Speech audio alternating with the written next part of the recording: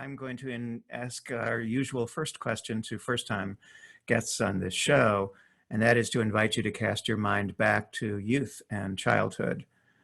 And if there are any moments during your early years that, in looking back, you might say, oh, that was a precursor, a harbinger of what direction my life would take in terms of spiritual practice, spiritual exploration, etc. Love to hear about them. Okay, interesting question. So if I go back to my childhood, I thought about two practices that I used to practice as a child. And one was I loved to go for long hikes and get lost. and I think that kind of, I don't know if it's kind of training one's own courage or willingness to not know and to be lost. I think that's, for me, that's very much part of the spiritual journey. And kind of looking back, I said, wow, this is interesting. And that I, you know, kind of practiced, did myself this kind of practice as a child. And the other thing that is related is there's like a 1 kilometer, so 2/3 of a mile walk from my home to my elementary school. We live at the bottom of a village, and the school is at the top of the hill. Mm-hmm. And in my childhood, there was just a dirt road, a one-lane asphalt road leading to the school. And I used to try to see how far I can walk on the way there, on the way back, with my eyes closed.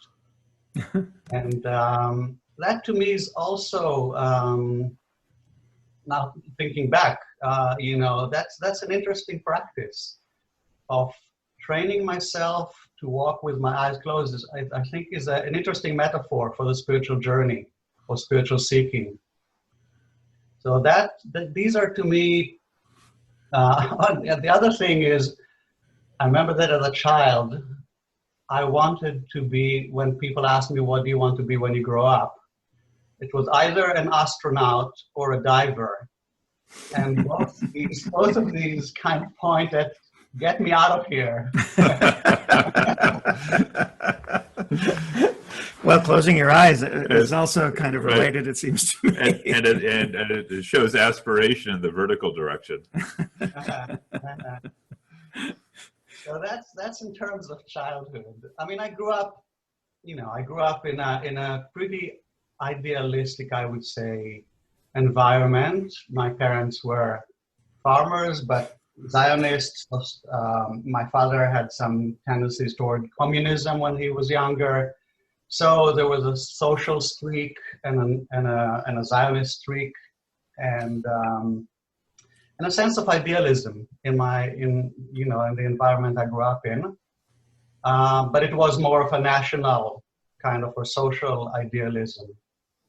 And I think that later on, that kind of, that had something to do with my way of thinking of, well, I am an idealist, I have to say.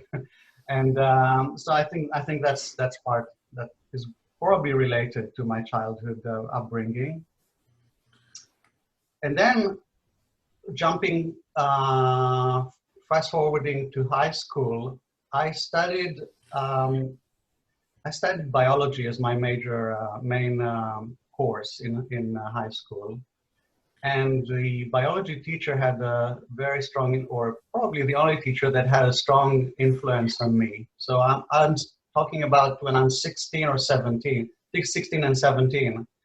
And this teacher, who is an Orthodox practicing Jew and very enthusiastic about Darwinian evolution theory,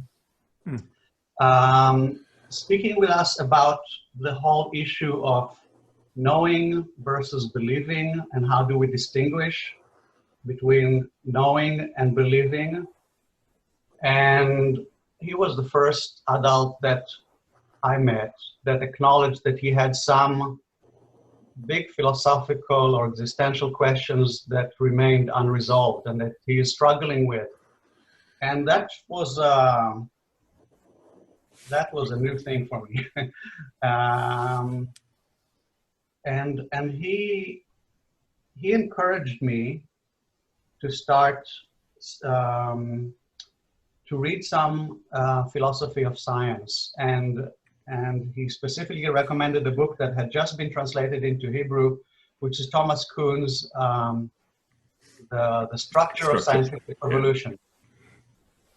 And it was the first philosophy book that I read, and it took me a few months. But it had a very big effect on me, because when I finished it, I realized, Thomas Kuhn talks about the fact that the scientific community always works within the parameters of a scientific paradigm. And basically, scientific paradigm are some basic assumptions that determine what is considered scientific or relevant to science, and what is outside of the framework. And the scientists only deal with filling in what's inside the framework. They don't go out. And I read this and I realized, wow, he's not talking only about the scientific community. He's also talking about me and the way I see the world and myself and life is all within the parameters of some paradigm. I didn't know what to name that paradigm or how to define it, but I thought, I was born into a paradigm. That's why it's transparent to me.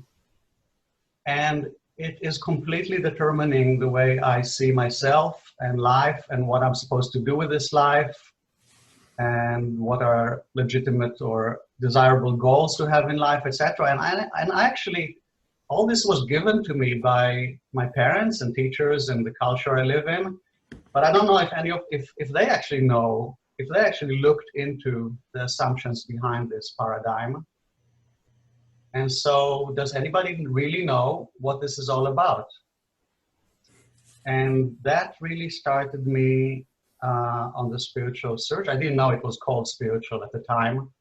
I was living in a village in Israel in the 70s, so that wasn't part of the vocabulary at the time.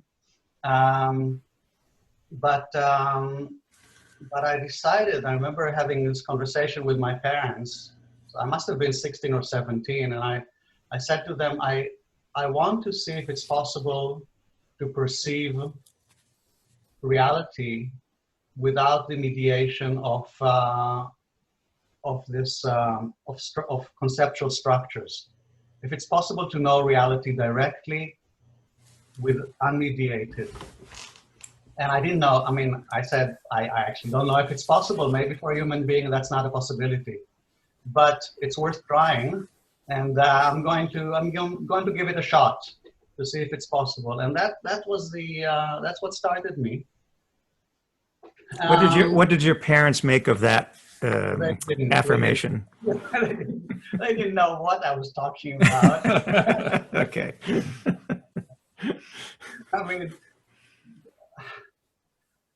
That was starting to. They started to realize that there are a lot of things that I probably will be interested in that they will have no access to, which kind of became the reality of life later on. And then I started looking around to see if anybody else knew what I was talking about, and somehow about probably a few months later, I ran into this small booklet called 128 Zen Stories, which was just translated into Hebrew. So these are 128 Zen koans, short stories, and I read them, and I remember thinking, I don't understand anything, but I think these guys are pointing at what I'm looking for. And so I became very interested in Zen. And then I read Zen and the Art of Motorcycle Maintenance, and became interested specifically in Zen Buddhism. And that's what brought me a few years later to a Zen monastery in Japan for a couple of years. Where was that? In Kyoto or elsewhere? That was about, Izu Hakone is about an hour south of Tokyo. It's the specific monastery. It wasn't really a monastery. It was more like a country temple, but there was an enlightened teacher, or a very enlightened teacher, living there. And I basically went to spend time with him. Mm-hmm. And that was about 5 miles from Mount Fuji. Beautiful, beautiful area. And I thought I arrived at heaven. You know, it was like, I can't believe, for 2 years, that was my experience. I can't believe I'm here. And I stayed there for a couple of years. I went 6 times a year. I went to his teacher's monastery. His teacher was a disciple of the famous Harada Roshi, and his name was also Harada Roshi. And in Bukokuji, which is in a city called Obamashi. And I used to go there 6 times a year for the longer sessions, seshins. They had a 1-week session at the beginning of each month, you know, 6 times a year. So that's what I did for 2 years. And that's when I started meditating regularly, which is... So how did you find your, I'm curious how you found your way to Japan from Israel. So a good friend of mine, I would say a Dharma brother, went to Japan 2 years before I did. I started medical school and he went to Japan, and he traveled around and visited different monasteries, and he used to send me a postcard from each monastery. That was obviously before email time. So we used to, I remember it well. Okay. So we used to correspond by postcards.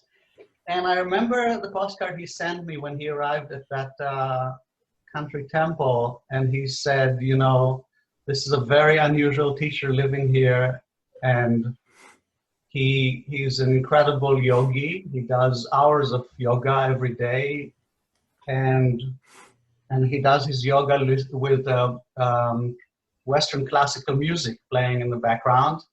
So wow, that's different. And he told me a few things about him. For some reason, that's what I remember, only that detail. And I decided that I actually didn't start with him. I went to another place first. Oh, because he was traveling. He had many disciples in Europe, especially in the UK and in Australia. So he used to travel a few months a year, that teacher. So when I arrived in Japan, he wasn't at the monastery, so I went to another monastery, and I didn't really connect there. And then when he came back to Japan, his name is Hogen-san, I went and met him, and I liked him. You know, it was love at first sight, and I decided to stay there, and I ended up spending 2 years there. So what was the cause for you to leave after 2 years? I felt after 2 years, I kind of did self-diagnosis of where I stand in my spiritual journey. I went to Japan to get enlightened, which is what I understood knowing reality directly meant. And I felt that even though I had different experiences and I enjoyed my time there tremendously, I wasn't getting any closer to my goal. That's kind of my how I thought about it, and I thought either I stay here if I stay here, I want to take the monk's vows and become like a wandering monk, basically forget about everything else and just give my life to this, to being a monk. Or go back to Israel because maybe I'm not ready for this, and finish my medical studies and go and come back to Japan after that. You know, and at least I would have a profession, and I would be kind of more established in the world. And I really couldn't make up my mind what I want between these two options. And I went and spoke with my teacher about it. And I said, I'm very attracted to becoming a monk and staying here with you. And on the one hand, and on the other hand, it scares me. And I don't know if I'm ready for such a commitment. And he said, well, this kind of decision, if you take it, if it comes from your ego, it will be just another brick in the wall. It was the year that Pink Floyd's, what's the name of it? The Wall? Yeah, The Wall. So he was familiar with that song. So he used the phrase that he said it would be just another brick in the wall of your personality if this decision doesn't come from the right place. And if you have such big hesitations and so much fear around it, then probably it's not coming from the right place. If you're lucky, he said, if you're fortunate that at some point in life, you will be choicelessly led to make that decision, and then it would be the right thing. So I understood he was right, that I wasn't ready for it yet, and something needed to happen. I guess I wasn't ready for it. He was completely right. And so I went back to Israel and I continued my medical studies. So what happened was I did 3 years of medical studies, and then I could take a year or two vacation and then go back. So I took a 2-year vacation, and then I went back and continued, did 4th and 5th year, and then I met Andrew Cohen, who came to Israel at the end of or the middle of '87, and after meeting him and spending 5 weeks with him, I decided that was it. And basically, what my teacher, my Zen teacher, told me, that I would be choicelessly led into making that choice, happened when I met Andrew. And so I dropped out of medical school at the end of the 5th year, and I left Israel and went to spend time with Andrew in Devon, England. Got it. Well, that's fast. That's very interesting, and I really think the Zen teacher in Japan strikes me as a very wise fellow, and he treated you with gentleness and appropriate respect. So that's a nice story. I appreciate hearing that. Yeah. Thank you. Yeah. I think so too, and I think he was just he knew that from his own experience that, you know, if you're not ripe and ready, then it's a lot of struggle leading probably nowhere. And if you're ripe and ready, then you kind of it starts happening for you. And he felt I wasn't, so he was right. That makes sense. So I know that in your book on spiritual transmission, which we may get to today or in another show, you do describe an interesting moment when you were really trying to work out whether working with Andrew made sense. And it was that you had this moment of, I guess we could say, a transcendent instant that I'm wondering if you could just talk a little bit about that and what that experience was for you and how that, in a sense, sealed the deal for your relationship with Andrew at that time. Well, that happened a few weeks after I met Andrew, and he struck me as a very genuine, authentic, unpretentious, and trustworthy person right from the beginning. So I took him very seriously, and I felt that he was taking my spiritual yearning very seriously, and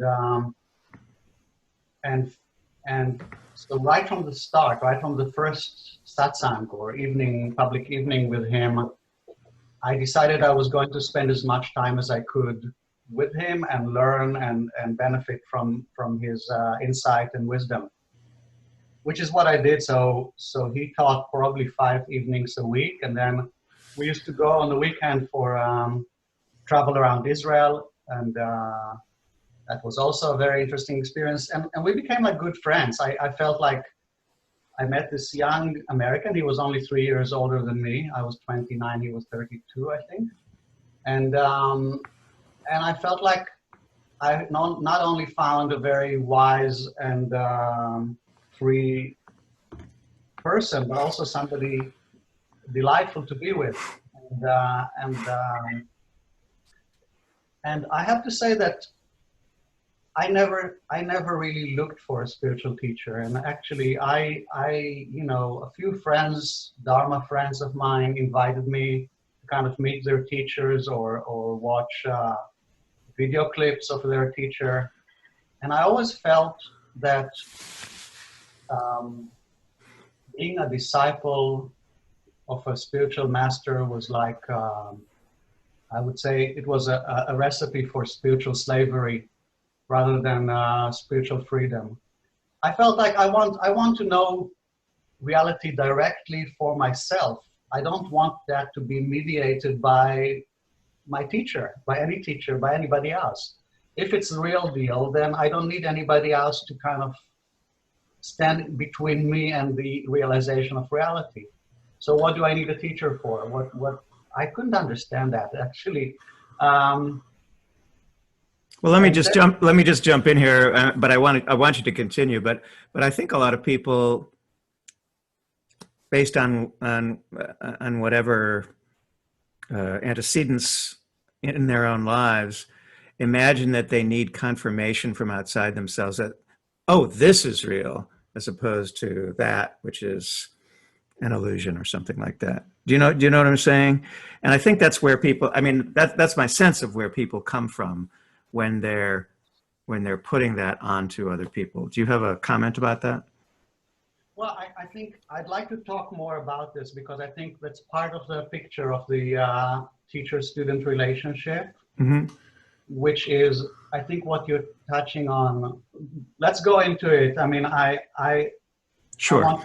Let's just remark, the whole issue of what I would call, after Jung, the golden shadow. So let's just talk about that in a minute. But I want to say, kind of about what happened between me and Andrew at that point was that out of the blue, without really it making sense to me, I started wondering if I met my teacher, the teacher. And that question was absurd to me. I mean, it didn't make any sense to me. It went completely against my ideas of what a master and disciple relationship was about. I never looked for a teacher. I never thought I needed a teacher. And suddenly I was asking myself, is Andrew my teacher? Now, what does that mean? I couldn't figure it out. But that question started kind of became more and more intense. It was a bit like, what they tell in the stories about Zen koans. If you start asking this question, you realize it doesn't make sense, but it starts working on you. And that's what happened to me. The question of, is Andrew my teacher, became more and more intense, and it was kind of driving me a bit crazy, I would say. And that happened. So one morning I was studying in a surgical department with a team of students at the time, Department of Surgery. And I went to the hospital where we where we had a day at the department, and I couldn't go in and join my team. I just felt I need to resolve this question, and it's really my whole life depends on this, on realizing or deciding or finding out if Andrew was my teacher or not. So I stayed outside the hospital on the lawn, and for probably an hour or 2 hours, I just went back and forth and walked around and couldn't, this question was driving me crazy, really. And at some point I thought, well, my rational or conscious mind cannot come up with an answer. So I'll try and have a nap, and maybe the answer would come to me when I'm asleep. And so I lay down under a tree there and tried to fall asleep, hoping that maybe the answer would come then. And but my mind was too busy, and it was a hot summer day, and there were flies, and I couldn't fall asleep. So that didn't work. And after probably 10, 15 minutes, I decided, well, that's not, this is not happening. I don't think I will be able to reach an answer today, so I might as well join my team at the hospital. And I got up and started walking, or maybe just as I was getting up, I had this instance of, I call it unitive consciousness, where there was just one thing, pure consciousness. I mean, I'm using words that are kind of, words don't really describe any of it, but I'm trying to point in the general direction. So there was just one thing happening, aware of itself, and there were nothing other than that one thing. So it was everything, it was nothing, and it or I, it was aware of itself. I can't say I because there was no I in that picture.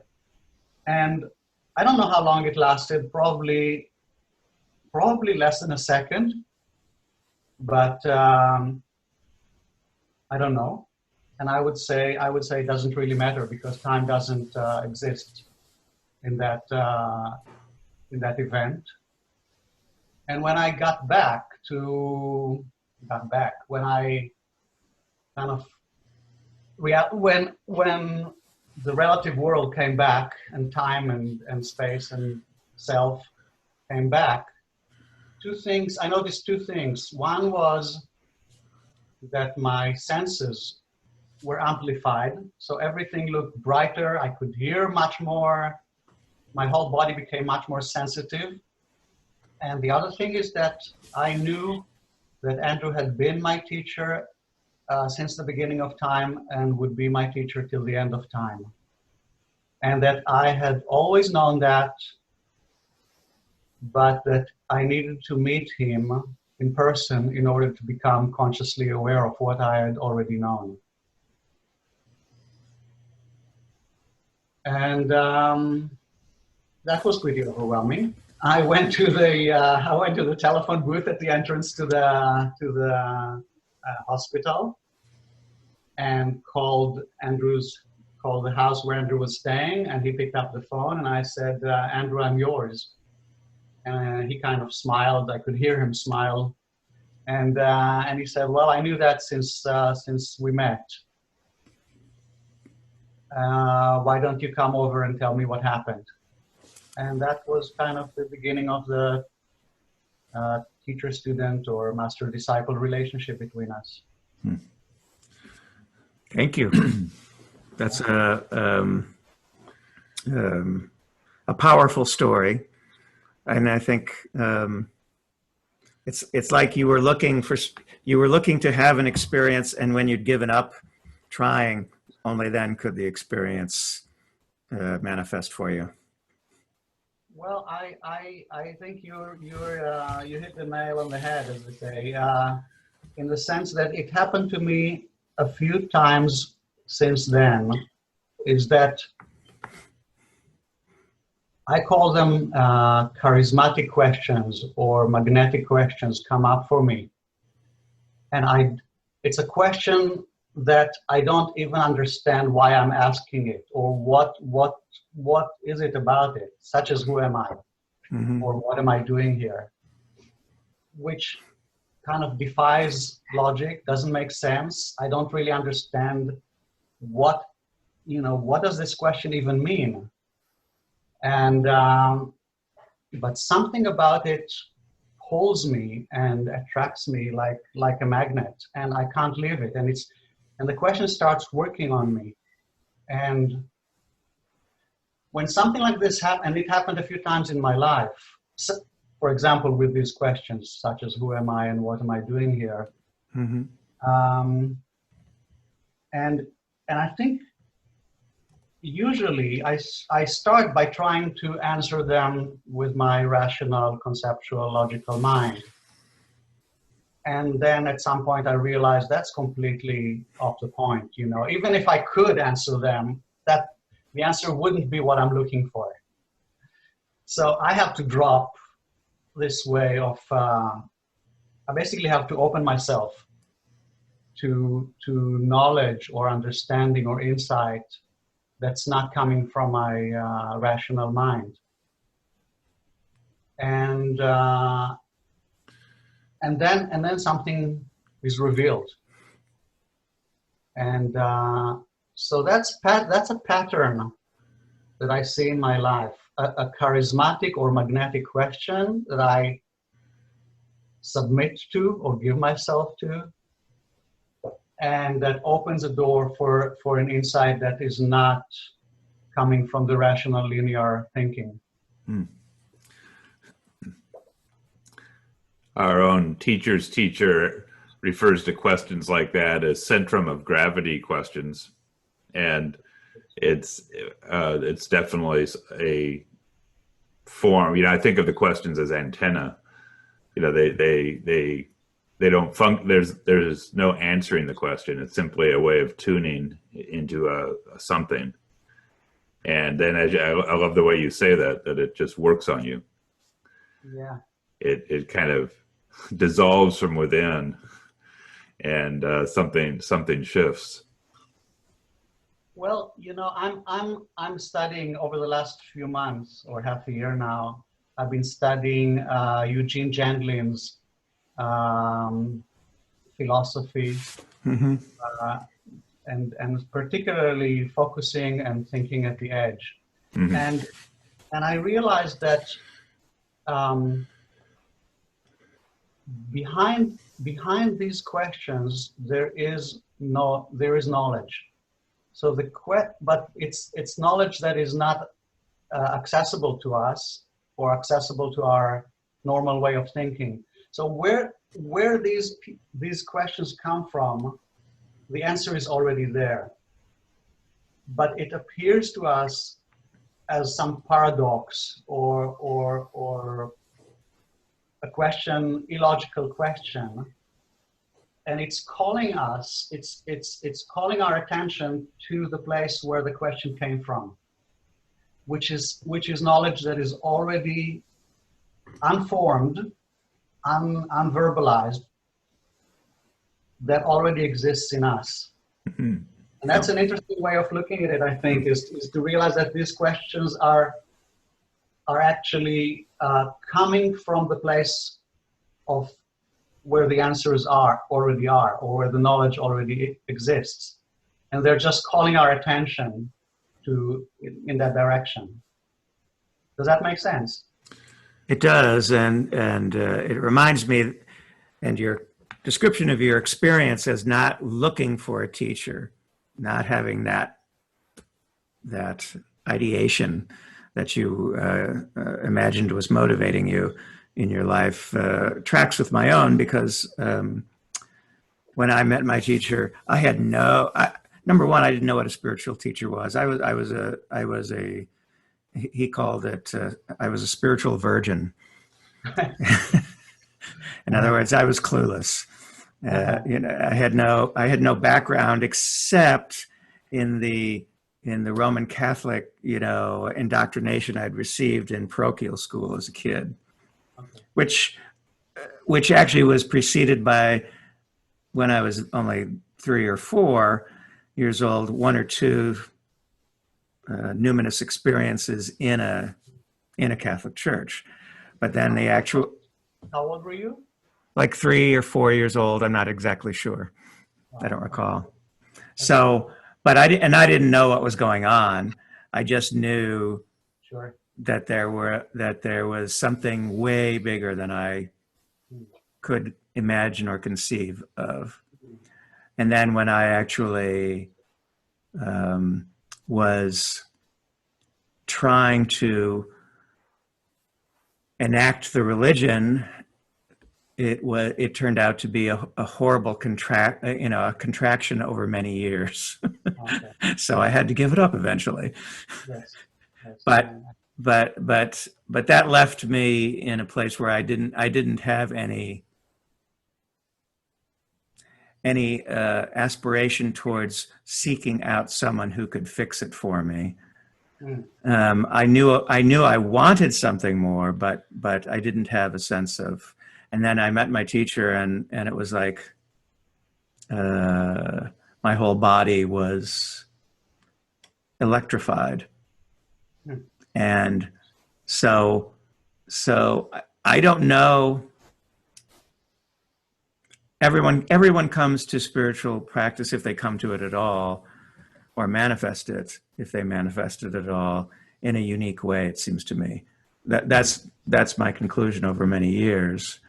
And I'm wondering if that's been your observation. I mean, you've had some occasion being with Andrew, your studies now that you mentioned before we started our discussion about your PhD project, et cetera.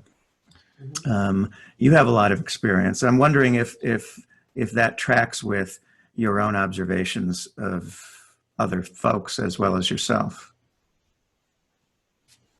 Yeah, I think that the whole issue of motivation and what starts one on the spiritual search, or how one finds oneself in the spiritual search, is very mysterious. And I mean, your story reminds me, one of the teachers I interviewed spent, when he was, I think, 18 or 20, he went to Japan and spent 15 or 16 years in monasteries in Japan and in Korea, I think, practicing Zen. And I asked him, what made you devote so much of your life to spiritual seeking in such a serious way? And he said, I don't know if you'd believe it, but I had a unity of consciousness, or I don't remember what name he gave it, when I was 3 or 4 years old. So something like what you mentioned. He said, I know the age because I remember myself sitting on the back porch of my house in Texas, playing with some Walt Disney doll or something, toy, and suddenly my consciousness the walls of my consciousness just dropped, and my consciousness expanded to the whole universe. And obviously I had no idea what happened. I had no way of putting this into any words or any concepts. But as I grew up, that remained in my memory as the most significant event that happened in my life. And so when I was 18 years old, I decided I wanted to go back to that experience, relive that experience. And that's kind of what started me on the spiritual path. So that to me is like, I can't think of anything more mysterious than that, the story you're telling and the story that teacher told, is how can somebody at the age of 3 or 4 have this kind of unlimited, all-embracing consciousness experience without any preparation in this lifetime, we can say. And what does it mean that even when it happens at such a young age, that it remains, as in his words, was the most significant event of his whole life. So, and then I think that on the other hand, there are people who have such experiences and have, for whatever reason, they don't know what to do with it. They don't know, it's so out of the blue and out of context for them that they either think I must have dreamt it, maybe I had, a backlash, or not a backlash, what do you call it when you have a trip? Oh, flashback. A flashback. Yeah. Or maybe I had a high fever and I had this hallucination or something, or they just forget about it.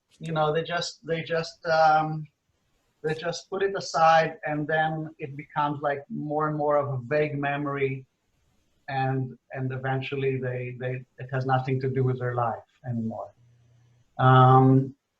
So what are the factors, and what is it in the individual that makes them not only have experiences or longing for the sacred or the absolute or the timeless, and what makes them commit or decide that that's what they want to aim for or strive for in life? These are I have no idea. Well, I think we've established that we don't know. So Right. But another question that because there's an interesting tension here between the instantaneous, timeless nature of a transcendent experience and it being ramified through time in a life. And we touched on this in a sense before we started recording, that this question that you're studying now of what is the ongoing experience of transcendence as distinct from these momentary strong peak experiences. Yes.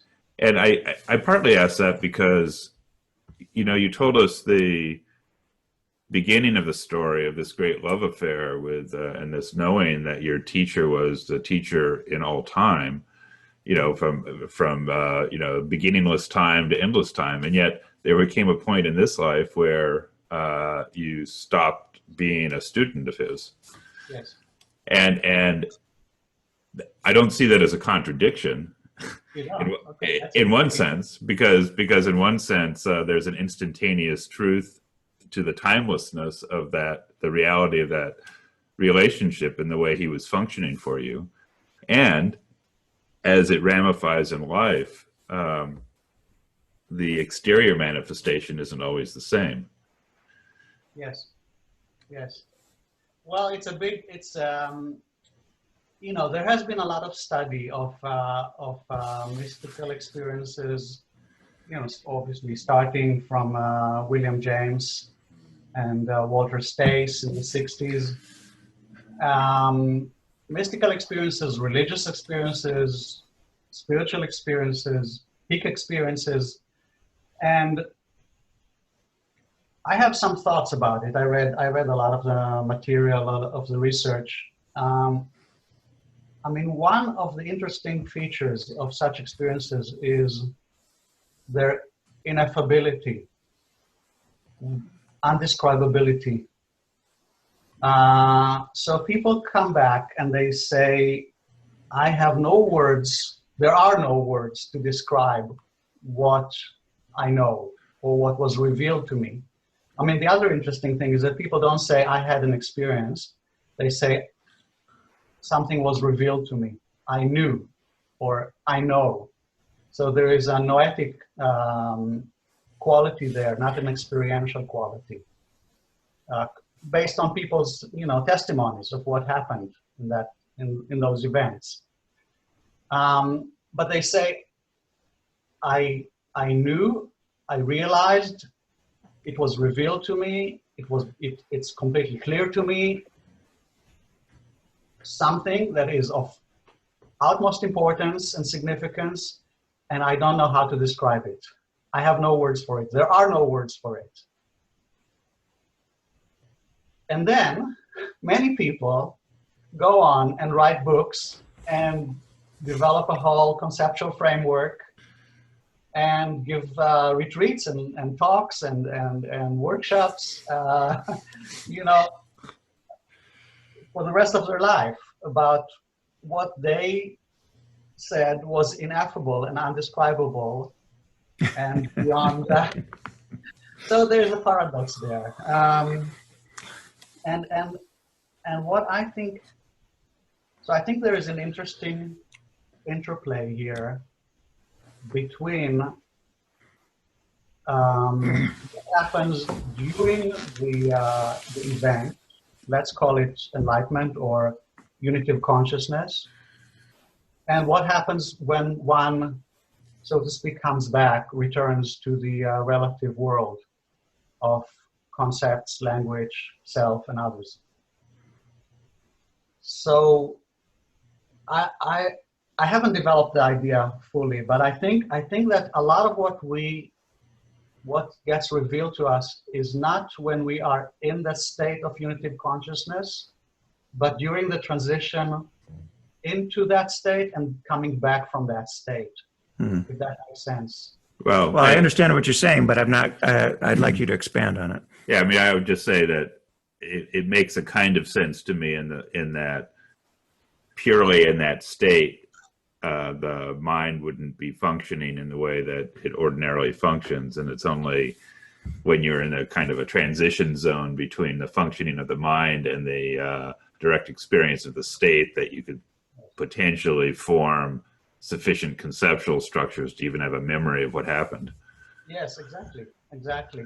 So, which means that during that, in that liminal state between normal state of consciousness and unity of consciousness, that's when our concepts and language and rational thinking comes in contact with something which is beyond it, beyond time and space and self and others. And so that it's during that time that some transformation occurs in our conceptual thinking and in our, that's where things really happen, is not in that state of unity of consciousness or oneness, because there's nothing, it's kind of out of the world of time and space. So and clearly out of the world of language and concepts. So it's only when we come back or when we make the transition that something that is of value or that we can work with in the world of time and space and language can occur. And that's where and when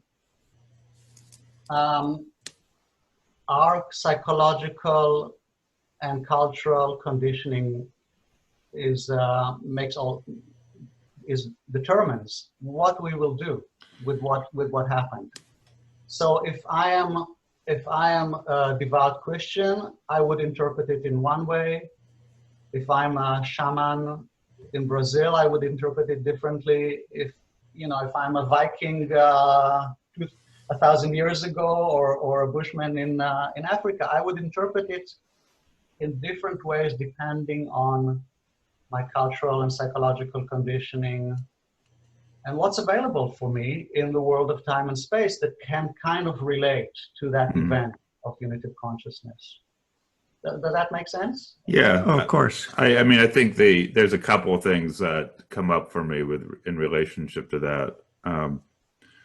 One is that there's a distinction I see between knowledge in the form of representation, sort of like a signpost pointing to an experience, and a foundational change or rearranging of my habit patterns at an emotional level and at a physical level, as well as at a mental level, that certain kinds of experiences or repeated contact with a certain line of transcendent energy can have the effect of. And so there's a distinction, because someone can have a peak experience, and I see this sometimes you'll see this in evangelical churches and things like that. I don't dispute that people are having a transcendent experience, but without a foundational rearranging of, say, core emotional center habits, then there's a tendency for what happens to be, as you say, that it gets put into a well-established container. And if anything, that container has an egoic quality to it, and the having had the experience then becomes a brick, as it were, in the wall. Whereas the more interesting question to me is, when questions of surrender come about, and questions of losing the center of gravity of one's egoic structure as the operating factor in one's life, that's a more foundational shift. Yes. And it relates in a sense in that I think that peak experiences are great for tastes and things like that, but something else, some other kind of process, I think, is necessary to be reified in time in a body to more consistently erode the habits of self-orientation that we have, such that one can operate as a manifestation of the truth of that transcendence. Does that make sense? It makes sense, and that's really what I am very much interested in as a topic of research, of my PhD research, but also as a topic of my own research, in my spiritual research. And you see, we're talking here about the difference between peak experiences and what Abraham Maslow called high spiritual plateau. Mm-hmm. It's the ongoing, consistent state of awakeness or enlightenment or God realization, depending on what tradition you come from. And what is it that makes it possible for an individual to make the shift from having spiritual experiences to living transcendence in a consistent, ongoing way? I mean, I think all traditions that I read make the point that the goal of spiritual search or life or journey is not to have spiritual experiences, but it is to be in an elevated spiritual state. And spiritual experiences, their function is to give the person confidence and determination to continue the journey, and also some insight. I think it is important. It gives you maybe a sense of the potential, or what's possible, or where you're going. A short glimpse, which for me was very significant in terms of giving me reassurance that it's not just a fantasy, that it's actually possible. Now, on what happens, what kind of transformation makes it possible for the individual to not just have spiritual experiences, not only be committed to spiritual search or development, but actually make the shift, which is quite rare, I think. In all traditions, it's considered quite rare. on what level does that shift happen? Is it conceptual? Is it in the body, in the energy, in the on the affective level, on all of them? That's what I want to explore. I don't know the answer to that. And I think it's a very interesting, it's a very interesting, not interesting, it's an important question to try to understand what is that shift?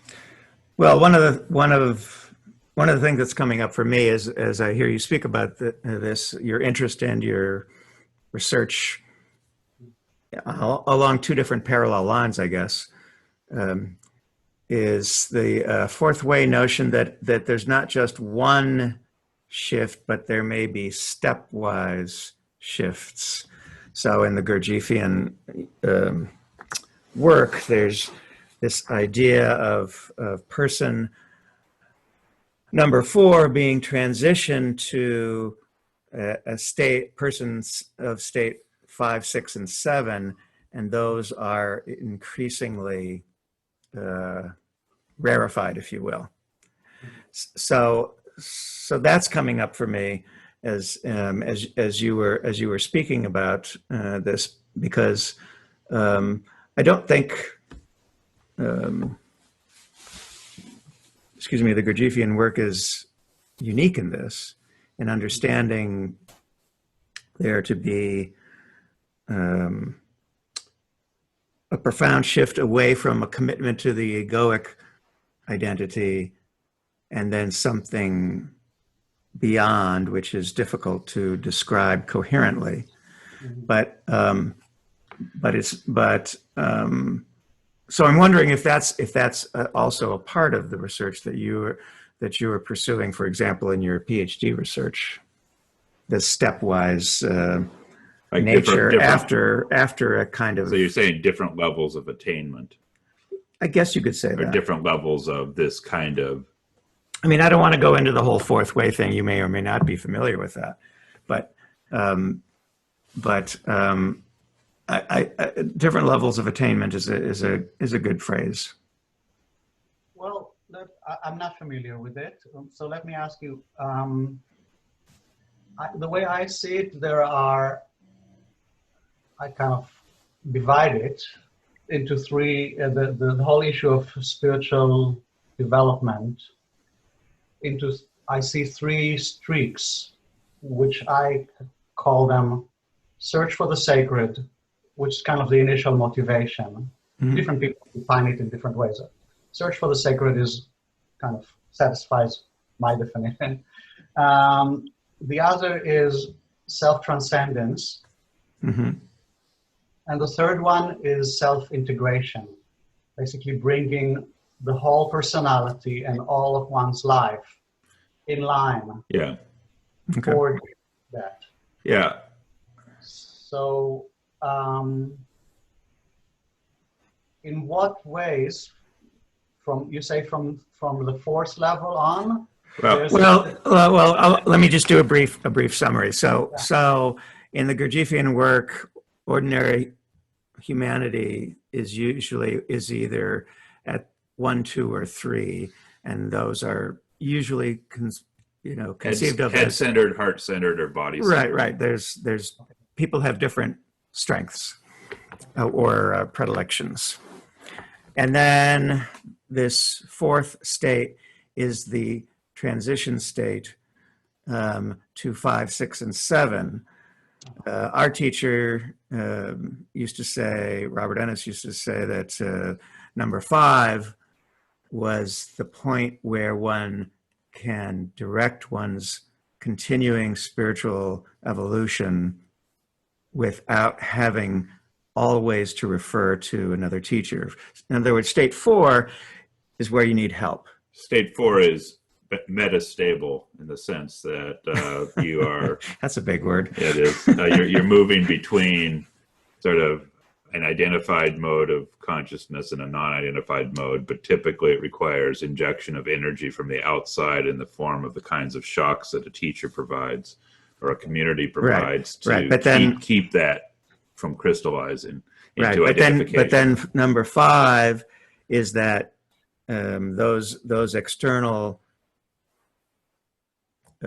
inputs are no longer absolutely required, although they may be useful, continuing inputs like that. And then 6 and 7 are further refinements leading to expansion, continuing expansion, or manifesting as continuing expansion of awareness, essentially. Which map into some of the, states, the ecstatic states of the like Hindu God-realized beings, the avatars who just are completely absorbed in divinity. So there's sort of that notion, but typically the Gurdjieff work is focused around the problems of man number 4 and what happens to become man number 5. And interestingly, even with man number 5, there's the notion that you can crystallize a strong, non-identified presence, but it can also have flaws in the crystalline structure because you haven't completely worked out certain egoic tendencies. So you can have a powerful teacher who actually can be transformative, but they also have, but they're so powerful that they have blind spots that are really large because they are not identified with themselves in the ordinary way. And typically for teachers like that, they get large shocks that require a recrystallization. Right. So that's a model. I mean, whether it's true or not, it's a way of looking at this. But I want to ask you because I'm interested in learning about this model, and it seems relevant to my research. I want to ask you about the role of one's intention or motivation in these different stages. So would you say that one's intention has a detrimental role, not a decisive role in each of these stages, and that it changes from one stage to another? That's a really good question, and I'm not sure how to answer it. It seems to me that one of the ways to characterize the shift from person 1, 2, 3 to 4 may be an emergence of intention that exceeds the capacities of the predilections of the earlier states. Yes. And then the word Stewart used, the crystallization of that as a firm foundation for further development would characterize the transition from 4 to 5. So Stewart was, we were having one of our meditation group meetings the other night, and Stewart was making the point that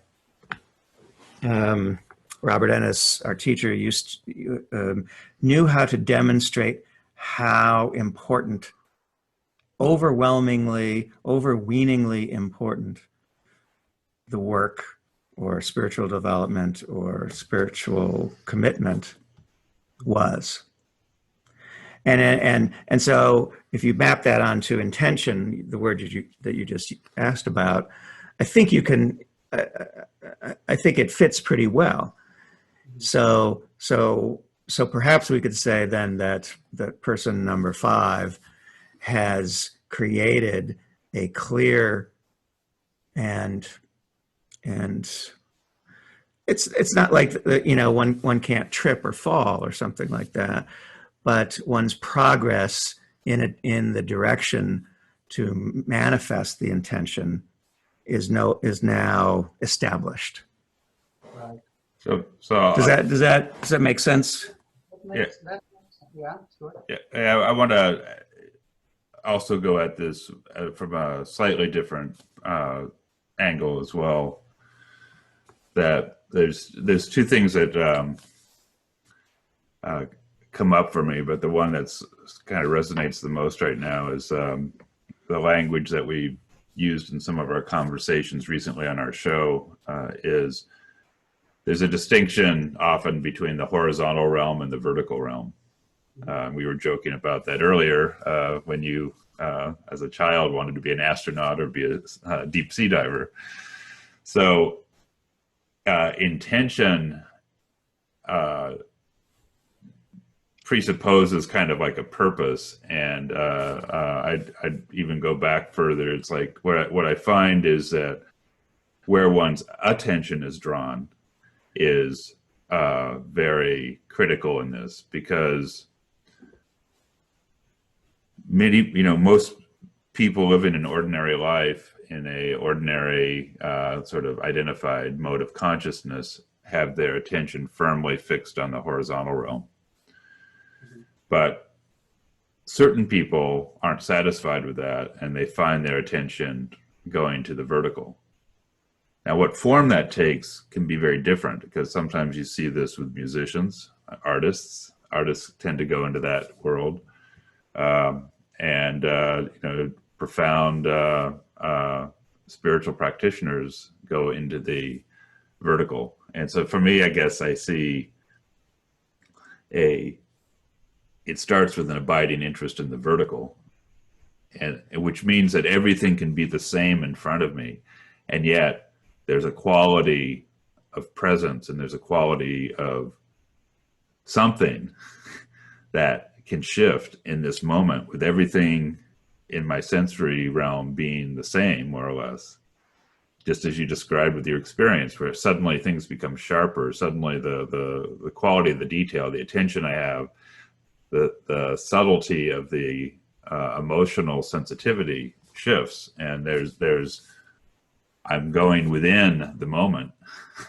I'm not going, and that feels to me part of this question too. So I can say I have an intention to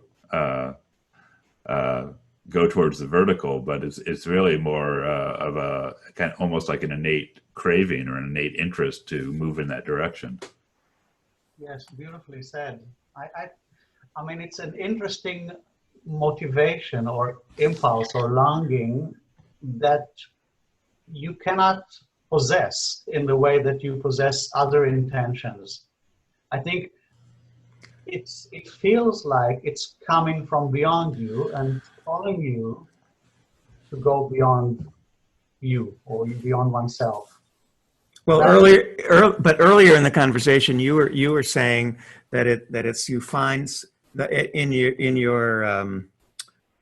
the transcendent moment you were describing, it's like it was there all along, and you just discovered that it was there.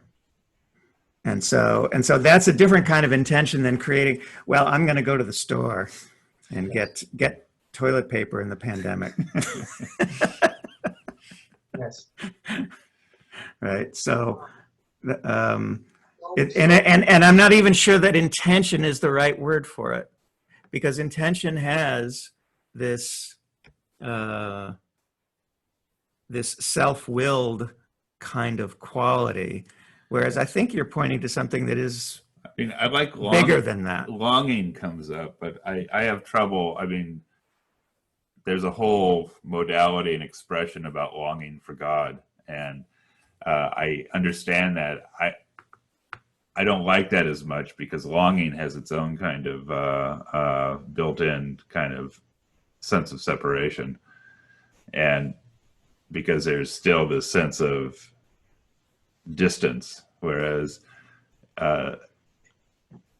as a kid, if I was naturally curious, my mind would go, and my attention would go in certain directions. And so I find just a curiosity, an innocent curiosity, almost as feels more central to me, but it's a curiosity in a very particular direction. And I happen to notice that, I work in the world in a corporate environment, and very few people share that particular curiosity.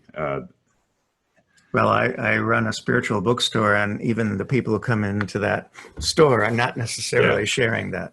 But but do you get a sense what I mean? I mean, I guess I'm trying to speak to kind of like an innocence, and our teacher would talk, in the fourth way, there's a term essence, which is, there's personality and there's essence. So essence is, thought to be a self, it's a truer self that's in this organism. And I won't go into the details about that, but children have the quality of essence, and that essence, sort of slowly gets hemmed in by the formation of the personality. But with children, they don't have the experience of life to kind of form the resilience of wisdom that's necessary to stay there without being crushed by the shocks of the world. But if we reclaim that essence, then we're innocent. We're in essence. And in that innocence, there seems to be a very natural draw into what we would call the vertical. I think we are struggling to find words or ways of expressing something, which I think the three of us feel is very important, powerful, has a big effect on our lives and on the way we see what we are here for. So there is an undeniable impulse, or we use words like curiosity and innocence and craving and longing to describe a force or an attraction. Mm-hmm. And yet it's we don't want to, we can't possess it. We can't, Mm-hmm. And also because it's pointing at something that we don't know, that we can't even imagine. It's somehow wanting something that you cannot give words to or imagine. So it's wanting something, wanting it more than anything else, I can say for myself, and not being able to say what it is. That's quite a situation to be in. Yeah. Well, that's why we use words like the mystery. Yes. And in fact, a friend of ours who's a Tibetan teacher very explicitly talks about, the mystical in this context. That's how he would describe the mystical. Of course, we can't explain it. That's why it's a mystery, because it defies that. Its very nature is that our words will come close to it and bounce off at high velocity because they're insufficient to contain or to capture the vitality of that reality. And yet we try because it's fun. It's fun to talk about it. I mean, it's like I don't have any profound sense that we're going to fence it off and suddenly be able to study it like a butterfly with a pin through it. I want to add something more to that, to the mystery of it all, which is that in different traditions, I found that they say that it's possible through one's intention or willpower and practice or spiritual work to reach very rarefied and levels of consciousness, very great sensitivity and insight and wisdom, and have very unusual experiences, mystical experiences. But beyond that, there is another level, which, let's call it living transcendence, which you cannot reach by willpower or by practice or by any effort of yours, and only by grace. And so to me, that there's a paradox there, because that's what I'm longing for. That's where my intention or attention is pulling me toward. And I know it's not in my hands. It's not, I cannot want it because it's not part of the wants of the individual or the personality, or, you know, it's beyond all that. So how can one even talk about it? I don't know. Well, the thing that comes up for me is that we need both effort and relaxation, like breathing. Yeah. And I don't know about you, but goodness knows I've done a lot of efforting in my life, imagining that I was going to get things as a result of that. And so, and maybe the experience of growing older has helped a little bit, at least, in relaxing and finding what that has to offer. But that's just another stab at this difficult and fun issue. Well, yeah, I'll use a scientific metaphor, since I like scientific metaphors, and that's that there are deterministic processes and there's stochastic processes. A stochastic process is a probabilistic process. So, you know, rolling the dice is a stochastic process. So there's lots of processes in nature that are you can't predict at any given time, but you can say that the probability for something happening is greater or lesser depending on certain conditions. And so, you know, I guess I look at grace as a stochastic process, and I look at efforts as a deterministic process. And I certainly believe that there's a cause and effect of one can organize one's consciousness and do all sorts of amazing things, whether it's to develop CDs or to learn to play the violin. There's lots of different things we can do. Whether one does it or not is, I think, more of a sense of taste rather than necessity. And there's this stochastic aspect. And our teacher used to say that you can never, guarantee that lightning is going to strike. But if you climb up on a mountain and hold a iron rod in the sky during a lightning storm, the chances are it's going to much more likely that it's going to strike. And so the relationship between effort and this sort of grace is that if you don't apply the effort, then the quality of the grace is going to manifest differently than if you have conditioned the quality of the grace. Let's say the probability of the grace. Okay.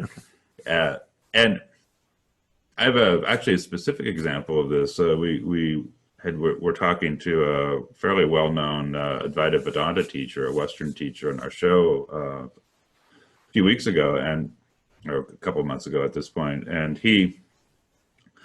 I was sort of getting into this, maybe slightly contentious, in a gentle way, but because he was of the mode of that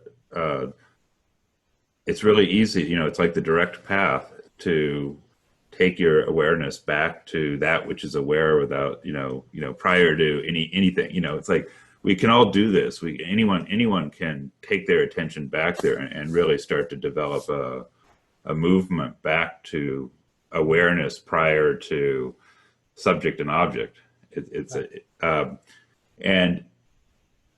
And he would act like that was like, that would be like the gateway to peace for people. But he also had tantric training where there's a fairly elaborate, dedicated practice to bring that insight that one finds in that moment into life.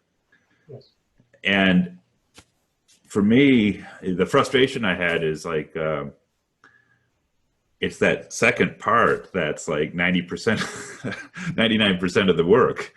And the first part is kind of like what we were talking about earlier, like peak experiences that, you know, they're great, they're helpful, they provide seeds that can flourish, but the act of planting the seed and cultivating the soil and fertilizing it and providing the right nutrients and all that is the work of a lifetime. Correct. Yes. Yeah. So that you said again, you know, that too. I guess I feel like the work, the effort, you know, of integrating that kind of understanding into life makes available or makes more possible, you know, a lightning strike. And at the same time, I don't know that one does it with the intent of having the lightning strike. Well, I mean, I love the metaphor because it combines effort that one has to make in order to climb to the mountaintop with the vulnerability of just holding up the what do you call it, the lightning rod? A lightning rod. Yeah. Yeah. Well, but to me, that's where my relaxation comes in, because you can't just stick it up in the cloud and it's going to work. You have to wait. And you have to, you know, it's like, okay, I'm waiting. That kind of thing. Well, and the other thing about that position of waiting with a lightning rod is that aside from the fact that there's not much you can do about it, about, you know, being struck, you also don't know what it would feel like. It probably wouldn't feel like anything you're familiar with. Right. That's true. I mean, presumably, I've seen traditions where people are much more into pyrotechnics or you know intense energy flows and things like that.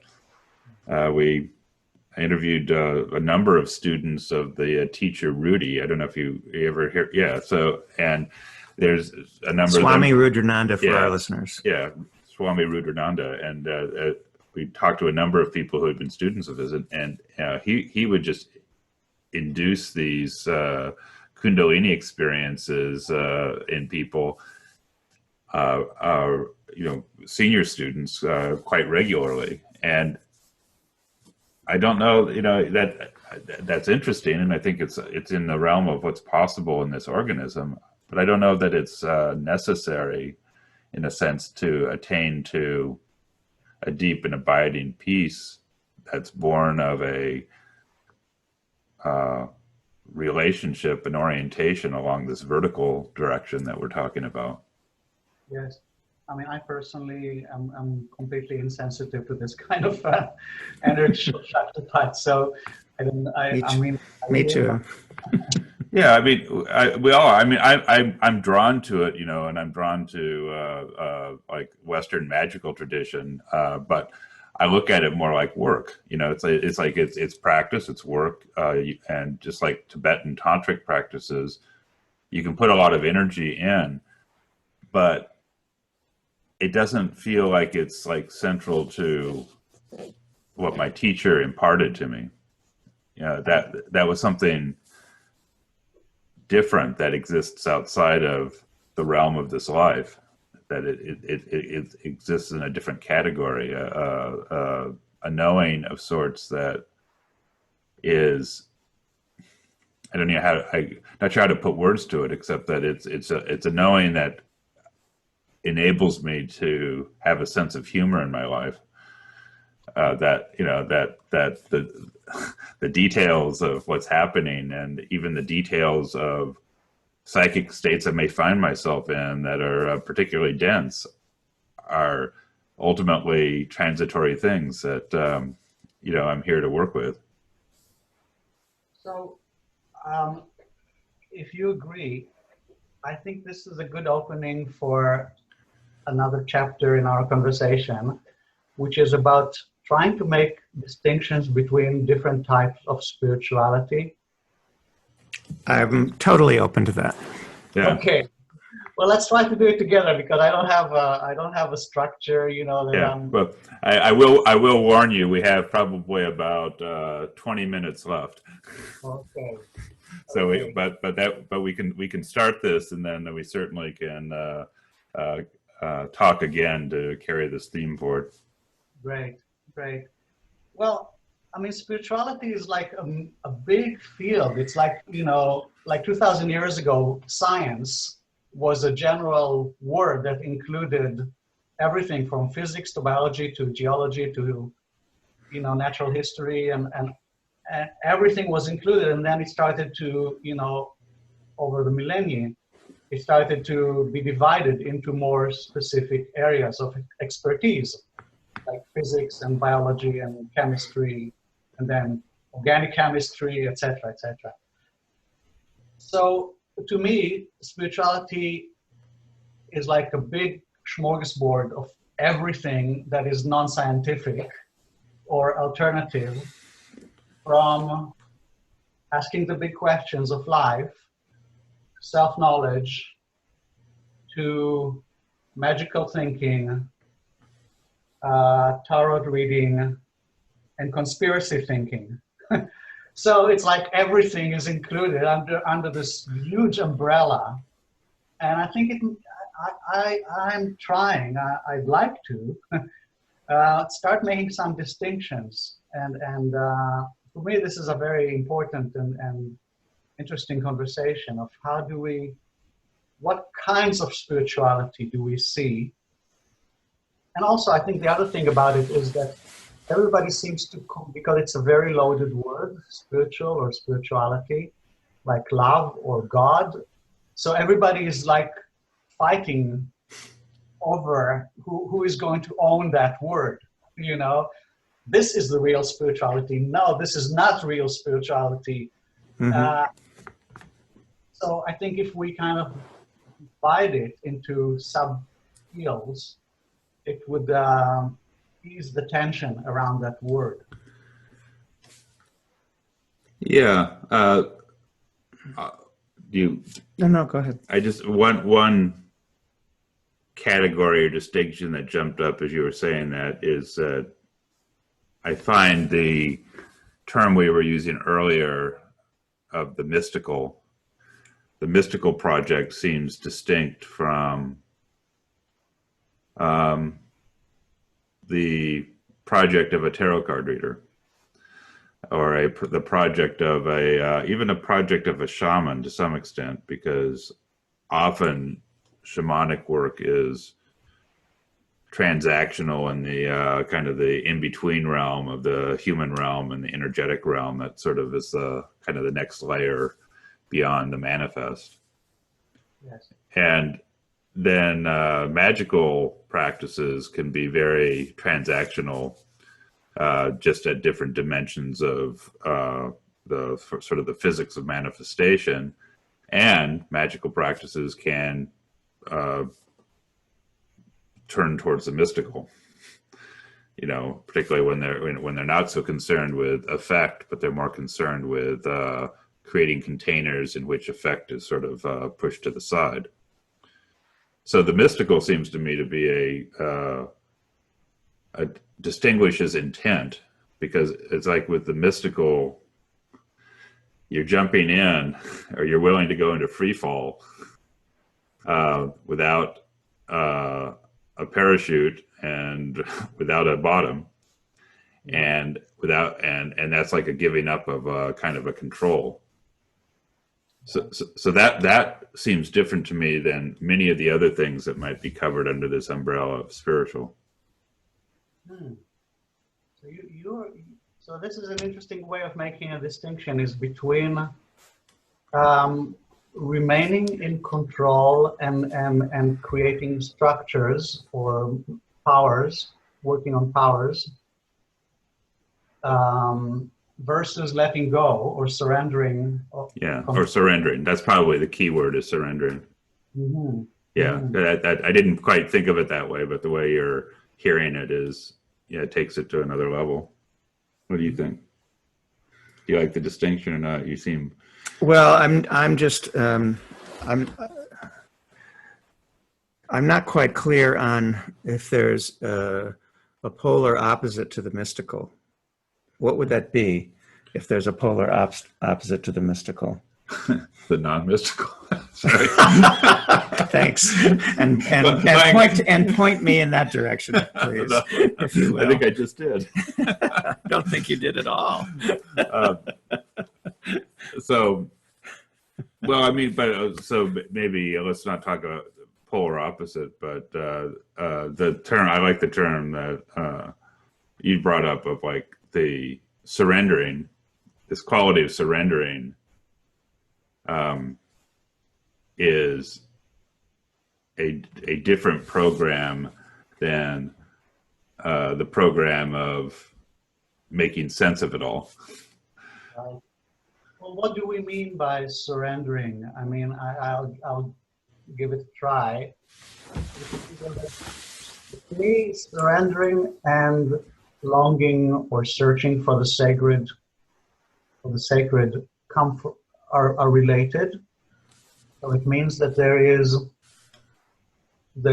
a longing or a pull or a movement toward that which is beyond myself or greater than myself, and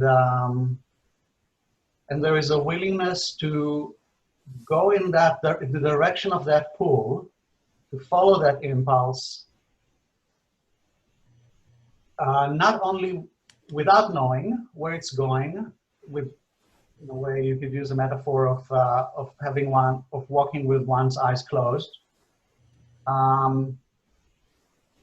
but also renouncing or letting go of props and powers and concepts in order to be able to follow that which is beyond, concepts and powers and anything that we can manipulate. So basically wanting something else to lead the way for us, something else than our,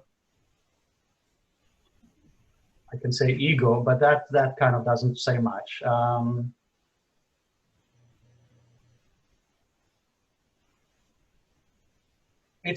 It's very mysterious. We're back to that word. We're back to that word. Well, I like what you were just saying about surrender, and the other thing that's important about it, it seems to me, is if we're surrendering in the realm we're talking about, then we are surrendering projections about what's good, what's God, what's supposed to happen, etc. And that to me is really key, because our minds, our emotions, our bodies project strongly, a lot, frequently. And it's only when we surrender that activity that we could possibly be open to the grace that you were talking about earlier, it seems to me. Yeah. And so the spiritual practice is about surrendering the habit of projection. I mean, that's one way you can formulate it. Yeah. Which is another way of saying letting oneself be pulled and directed by something that one cannot see and cannot conceptualize, cannot formulate, and letting that pull and its guidance show you the way, without seeing the way, in a way. That's right.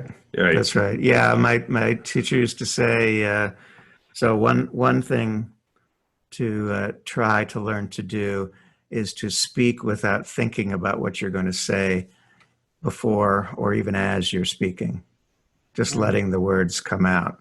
That's a kind of surrender, because who knows what the hell you're going to say. And we have powerful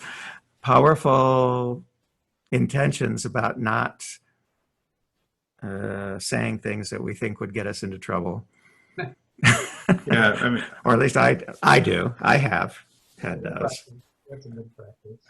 our teacher also imparted to me a idea that was pretty foundational for me in terms of my practice early on, and that was the idea that if you have, oh, we'll say the intention, you know, if you have, the way he would frame it is, if you have the intention to awaken, and you put that out to the universe necessarily has to organize itself to create circumstances that give you the experiences necessary to facilitate that process. Now, a lot of those experiences are not very pleasant. They don't, yeah, the experiences don't have to be pleasant.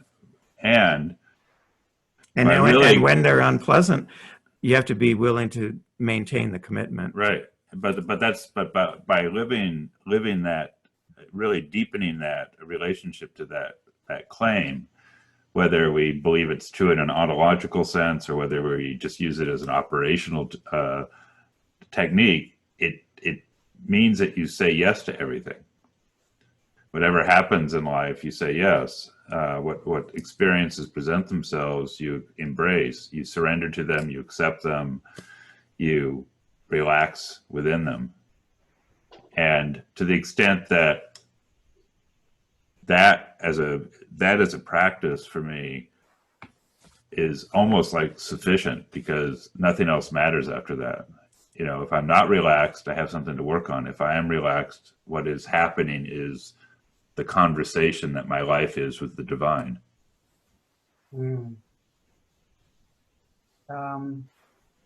That's different from my experience in the spiritual journey,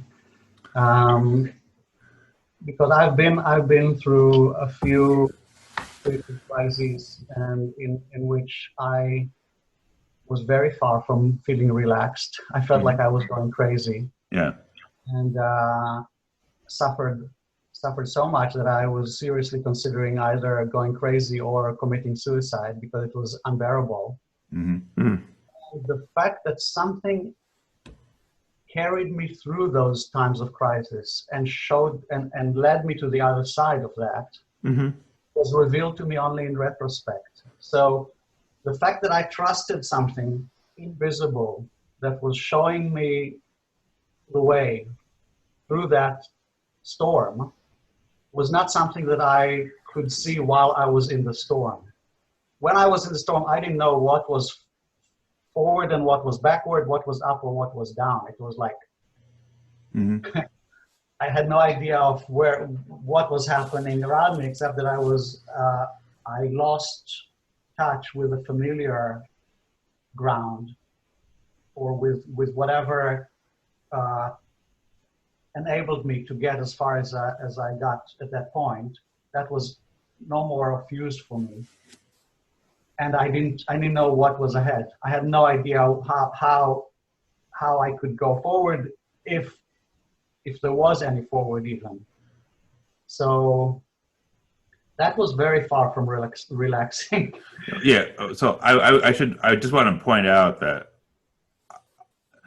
I had, even prior to meeting my teacher, experiences that were much more into that character. So I'm not saying that what I'm describing here is easy or always presents itself or anything like that. What I'm describing is something that ultimately deepened, just like holding that question. You know, that idea that what was happening to me in this moment was a necessary ingredient in response to, you know, it's like I trusted the universe. I was given to trust the universe, and if I could trust the universe and trust what was happening, that would pull me through. Right. But did you always know that you were trusting, or did you just discover it in retrospect? I'm